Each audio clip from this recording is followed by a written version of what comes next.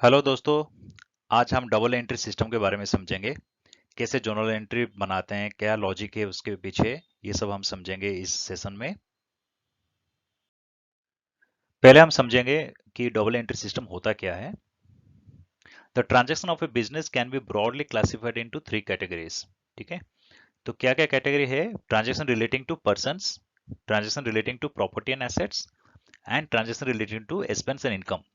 तो double entry system ये बोलता है कि आपका बिजनेस का जो भी ट्रांजैक्शन है, एक पर्सन के साथ आपका ट्रांजैक्शन हो सकता है, प्रॉपर्टी एंड एसेट्स हो सकता है कि आप प्रॉपर्टी और एसेट्स खरीदे या उसको बेचे, एंड एक्सपेंस एंड इनकम, खर्चा और इनकम के बारे में आप रिकॉर्ड करोगे। तो ये तीन कैटेगरी है जहां पे आपको रिकॉर्डिंग करना है बुक्स ऑफ अकाउंट्स के अंदर। A business should keep separate accounts for each person or firm with which it deals, or for properties, assets, expense और income। तो ये क्लियर बोला गया है कि आपको सेपरेट अकाउंट्स रखना है, चाहे वो पर्सन का हो, प्रॉपर्टी का हो या एक्सपेंस का हो, सो दैट आप जो भी खर्चा आप करोगे आप उसमें रिकॉर्ड करोगे। ठीक है, तो accounts can be classified into two categories, that is personal and impersonal. तो जो आपका अकाउंट्स है, जो हमने यहाँ पे तीन केस देखे ए बी सी, ये आप दो पार्ट में डिवाइड कर सकते हो, एक है पर्सनल और दूसरा है इम्पर्सनल अकाउंट्स। तो क्या है दो टाइप का अकाउंट्स और उसके अंदर क्या क्या और सब डिवीजन है वो हम देखेंगे। तो जैसे पर्सनल अकाउंट्स है, उसके अंदर आपका तीन कैटेगरी आता है, एक है नेचुरल पर्सन, सेकंड है आर्टिफिशियल पर्सन, थर्ड है रिप्रेजेंटेटिव पर्सन। और इम्पर्सनल के अंदर दो कैटेगरी होता है, एक है रियल अकाउंट्स, उसके अंदर टेंजिबल इंटेंजिबल होता है, एंड सेकंड है नॉमिनल। तो इसके बारे में और डिटेल में हम समझेंगे नेक्स्ट स्लाइड में। अब हम समझेंगे कि पर्सनल अकाउंट्स होता क्या है। Personal accounts are those accounts which record the transaction relating to individuals, firms, institutions, organizations, companies, corporations, bank and societies. The accounts can be further classified into three categories. तो यहाँ पे ये clear बोलता है कि पर्सनल अकाउंट एक इंसान हो सकता है, या इंसान कोई पर्टिकुलर फॉर्म बना है तो वो भी हो सकता है, इंस्टीट्यूशन भी हो सकता है, कोई कंपनी भी हो सकता है, बैंक भी हो सकता है। ठीक है, तो पर्सनल अकाउंट के अंदर भी और भी सब कैटेगरी है, देखते हैं कि क्या क्या है उसके अंदर। Natural persons personal account, this accounts record the transaction related to human being. तो ये आप और मैं हो सकते हैं, जो भी पर्सन इंडिविजुअल है ह्यूमन बीइंग, उसके साथ कोई भी ट्रांजैक्शन हो तो वो पर्सनल अकाउंट ट्रांजैक्शन बोला जाता है। जैसे कि मिस्टर राम अकाउंट या मिस लीनास अकाउंट। ठीक है, सेकंड कैटेगरी क्या है? Artificial person personal account. जैसे हमने एग्जांपल पहले बताए थे कि कंपनी हो सकता है, बैंक हो सकता है। सो these accounts record transaction relating to artificial persons. Artificial persons are those who have some existence in the eye of law, मतलब इन लॉ के सामने इनका एग्जिस्टेंस हो। ठीक है, तो ये सब कैटेगरी का जो भी इंस्टीट्यूशंस हो, कॉर्पोरेशन है, कॉलेज है, या कोई बी स्कूल भी हो, या कोई टाइप का इंस्टीट्यूशन भी हो, वो सब इसके अंदर आर्टिफिशियल पर्सन के अंडर कैटेगराइज करा जाएगा। तो जैसे X Y Z private limited, ये भी हो जैसा एक कंपनी होगा उसके अंडर। थर्ड कैटेगरी है representative personal account. So this are accounts which indirectly represent a group of person. Correct. So for example, जैसे कि सैलरीज आउटस्टैंडिंग, मंथ एंड में आपको सैलरी देना है और आपके कंपनी में 2-3 हज़ार लोग हैं, तो आप ऐसे नहीं हो पाएगा कि हर बंदे के लिए आप एक एक एंट्री डालते जाओ। करेक्ट। सो इस केस में क्या होता है कि हम एक रिप्रेजेंटेटिव अकाउंट क्रिएट करेंगे जो हर पर्सन को रिप्रेजेंट करेगा। तो यहाँ पे क्या होगा, जैसे सैलरीज आउटस्टैंडिंग है, एक हम अकाउंट क्रिएट करेंगे और उसमें जो 2,000-2,500 लोगों के लिए जो अमाउंट आउटस्टैंडिंग है, दैट अमाउंट हम वहाँ पे अकाउंट करेंगे। तो हमको हर बंदे के नाम में या कोई पर्टिकुलर बंदे के नाम में हमको अकाउंट क्रिएट नहीं करना पड़ेगा। अब हम समझेंगे इम्पर्सनल अकाउंट्स क्या होती है। Impersonal accounts can be classified into two categories, real accounts, nominal accounts. Okay, जैसे हमने पहले स्लाइड में देखे थे कि इसके अंदर दो कैटेगरी होता है, एक है रियल अकाउंट, दूसरा है nominal account. Real accounts are those accounts which record transaction relating to assets, properties and possessions. ठीक है, तो कोई भी ट्रांजैक्शन अगर हमारा एसेट से होता है, प्रॉपर्टी से रिलेटेड होता है, तो वो सब रियल अकाउंट के अंदर ही कैटेगरीज किया जाएगा। रियल अकाउंट्स में फर्दर भी classified into two categories. Real account जो है उसके अंदर भी दो कैटेगरी हो सकता है, एक है tangible real account. So these records transaction relating to tangible things. Tangible things are those which can be seen, touched, felt, measured. मतलब कोई भी एसेट जो आप देख सकते हो, टच कर सकते हो, वो सब tangible real account के अंडर कैटेगरी किया जाएगा। जैसे बिल्डिंग है, प्लांट एंड मशीनरी है। तो व्हीकल एक कंपनी के अंदर अगर व्हीकल है तो वो भी एसेट है। इन्वेंट्री जो है वो भी एसेट है। फैक्ट्री बिल्डिंग ये भी एसेट है, करेक्ट। सेकंड कैटेगरी आता है आपका इंटेंजिबल रियल अकाउंट, जो कि टेंजिबल रियल अकाउंट का ऑपोजिट होता है। सो ये ऐसे एसेट होता है जिसको हम ना देख सकते हैं ना टच कर सकते हैं। तो कैसे, क्या एग्जांपल हो सकता है, जैसे ट्रेडमार्क हो या कंपनी का गुडविल हो, तो ये भी वैल्यूएशन करके कंपनी अपने एसेट्स के अंदर रिपोर्ट करते हैं, बट वो ना देख सकते हैं ना टच कर सकते हैं। सो वो सब इंटेंजिबल रियल अकाउंट होता है, बट होता है ये एसेट कंपनी के लिए। सेकंड नंबर में आता है आपका नॉमिनल अकाउंट्स। जैसे हमने पहले देखे हैं, नॉमिनल अकाउंट क्या बोलता है generally, nominal accounts are those accounts which records transaction relating to expense, losses, income and gain. तो जो जनरली आपका P&L account, profit and loss account जो बनेगा, वो नॉमिनल अकाउंट के लेजर से ही बनेगा। तो जैसे आपका एक्सपेंसेस हो, लॉसेस हो, गेन हो, ये सब रिकॉर्ड करेगा, नॉमिनल अकाउंट के अंदर कैटेगराइज किया जाएगा। तो अब तक हमने समझ लिया कि पर्सनल अकाउंट्स क्या होता है, रियल अकाउंट क्या होता है, नॉमिनल अकाउंट क्या होता है। नाउ हम अब समझेंगे कि rules of double entry system, मतलब ये जो हमने कैटेगरी बनाए क्यों बनाए, क्योंकि कुछ रूल्स है जो हम देख सकते हैं कि रूल के हिसाब से हम किसको डेबिट करेंगे किसको क्रेडिट करेंगे, करेक्ट। इसलिए हमको समझना पड़ा कि क्या क्या डिफरेंट टाइप ऑफ अकाउंट्स होता है। अब हम समझेंगे कि जब हम आइडेंटिफाई कर लेंगे कि ये पर्सनल अकाउंट है, ये रियल अकाउंट है, ये नॉमिनल अकाउंट है, तो उस पर्टिकुलर अकाउंट को डेबिट करना है या क्रेडिट करना है वो हमको समझना पड़ेगा, करेक्ट। तो पर्सनल अकाउंट के अंदर हम समझेंगे कि personal accounts record transaction relating to persons और फर्म्स, ये तो हमने देख लिया प्रीवियस स्लाइड में। The person receiving the benefit is given debit, मतलब जो इंसान या जो पर्सन, आर्टिफिशियल पर्सन भी हो सकता है जैसे बैंक, कंपनी, इंस्टीट्यूशंस, अगर उन लोगों को बेनिफिट रिसीव हो रहा है तो वो अकाउंट डेबिट हुआ करा जाएगा।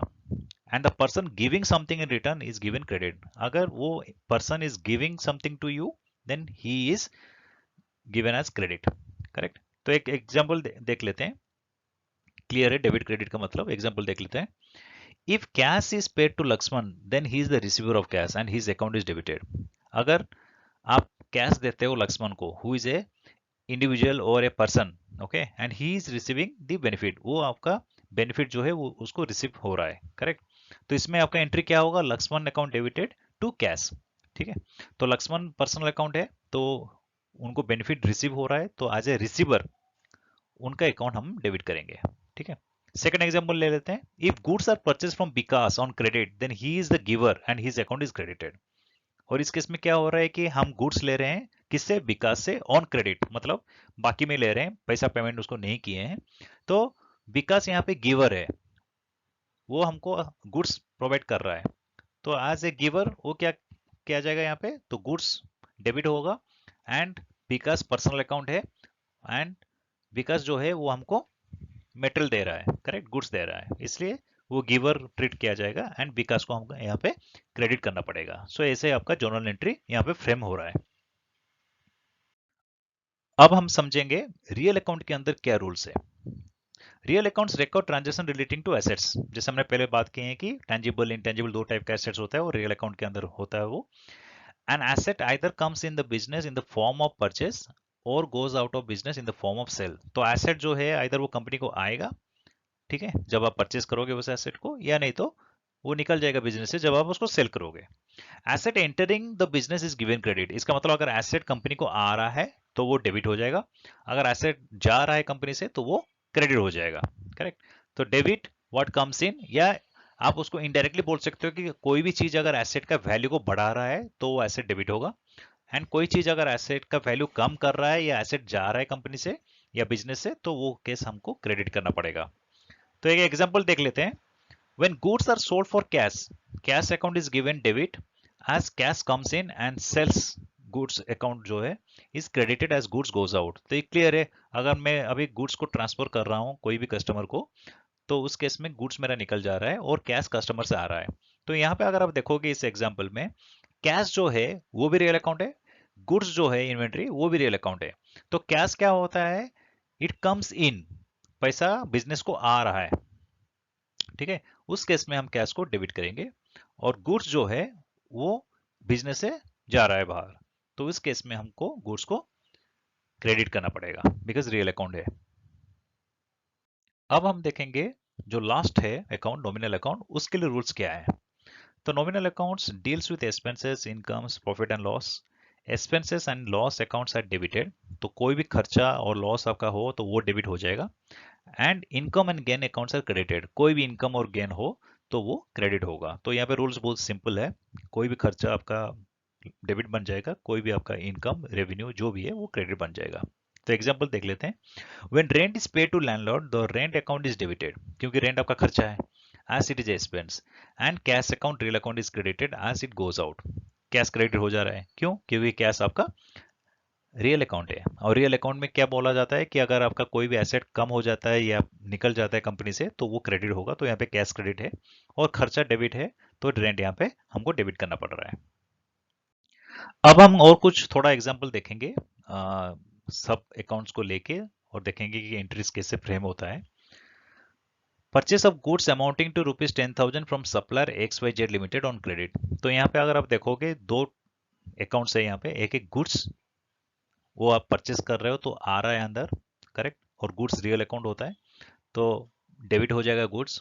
और सप्लायर जो है वो यहाँ पे गिवर है, करेक्ट, सप्लायर विल बी आपका आर्टिफिशियल पर्सन, तो आर्टिफिशियल पर्सन के हिसाब से सप्लायर आपको गिवर है, तो मतलब वो आपका क्रेडिट बन जाएगा। तो एंट्री यहाँ पे देखोगे तो आपका goods account to XYZ limited credit होगा ₹10,000, ठीक है। सेकंड एग्जाम्पल में cash pay to XYZ limited ₹10,000। तो पहला वाला केस क्या हुआ, क्रेडिट में आया, आपने पैसा पेमेंट नहीं किया। सेकंड ट्रांजेक्शन बोला जा रहा है कि आप पेमेंट कर रहे हो अभी XYZ को। तो जब आप पेमेंट कर रहे हो XYZ क्या होगा, रिसीवर ऑफ बेनिफिट, कैश उसको रिसीव होने वाला है तो वो रिसीवर ऑफ द बेनिफिट है, तो XYZ आपका डेबिट बन जाएगा, ठीक है। जबकि पहला केस में XYZ गिवर था और इस केस में रिसीवर है, बिकॉज कैश कंपनी से जा रहा है और कैश आपका रियल अकाउंट है। तो जब पैसा कंपनी से बाहर निकल जा रहा है, एसेट वैल्यू आपका कम हो रहा है, तो आपका कैश क्रेडिट हो जाएगा। Third example, telephone expense paid in cash ₹2,000। तो टेलीफोन आपका नॉमिनल अकाउंट है, तो नॉमिनल अकाउंट खर्चा तो आपका डेबिट बन जाएगा, तो टेलीफोन एक्सपेंस आपका डेबिट हो गया। कैश आपका रियल अकाउंट है, तो आपका कैश आप यहाँ पे क्रेडिट हो जाएगा, क्योंकि कैश कम हो जा रहा है और बिजनेस से बाहर जा रहा है, विच गोज आउट, करेक्ट। तो ऐसे ही आपको ट्रांजेक्शन देखना है, ट्रांजेक्शन देख के आपको आइडेंटिफाई करना है कि क्या अकाउंट्स है। ये जो एग्जांपल हमने यहाँ पे अभी देखे, ये सब सिंगल एंट्री जर्नल एंट्री बोला जाता है, मतलब दो अकाउंट्स है। कंपोजिट जर्नल एंट्री भी होता है जहाँ पे 4-5 ट्रांजेक्शन एक बिजनेस ट्रांजेक्शन में होता है। तो हमको आइडेंटिफाई करना है कि क्या क्या अकाउंट्स उसके अंदर है, फिर जो हमने रूल्स अभी पढ़े पर्सनल का, रियल का, नॉमिनल का, उसको आप अप्लाई कीजिए एंड फ्रेम कीजिए कि डेबिट क्रेडिट अमाउंट क्या होना चाहिए। हर टाइम ये चेक करना है कि जितना टोटल ऑफ डेबिट होगा उतना टोटल ऑफ क्रेडिट दोनों में सेम अमाउंट टैली होना चाहिए। वो एक आपको क्रॉस चेक करना है कि ये अमाउंट सही है। तो ये हमारा खत्म हुआ सेशन इस टॉपिक के ऊपर। होप आपको अच्छा लगा ये वीडियो। अगर अच्छा लगा तो आप सब्सक्राइब कीजिए चैनल को और आपके शेयर दोस्तों के साथ शेयर कीजिए, ठीक है। Thank you.